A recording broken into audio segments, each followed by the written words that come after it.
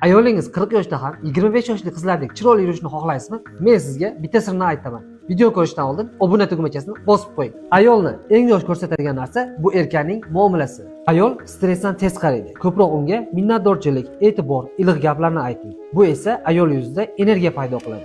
Ikkinchisi, ayolni rag'batlantirib turadi. Sen chiroylisan, sen menga yoqasan degan so'zlar ayolda estrogenni ko'paytiradi. Estrogen esa teri elastikligini oshiradi. Natijada ayol yosh ko'rinadi. Uchinchisi, uni doim qo'llab-quvvatlang. Uni sportga qiziqtiring. To'g'ri ovqatlanishga sharoit yaratib bering.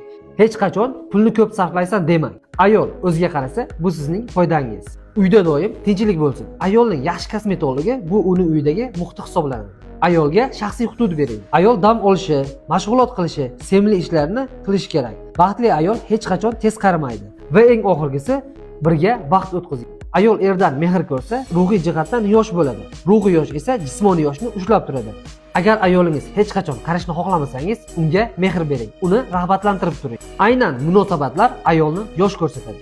Agar baxtli yashay desangiz, videoni yaqinlaringizga yuborib qo'ying. Ular ham bu narsadan bexabar qolishmasin.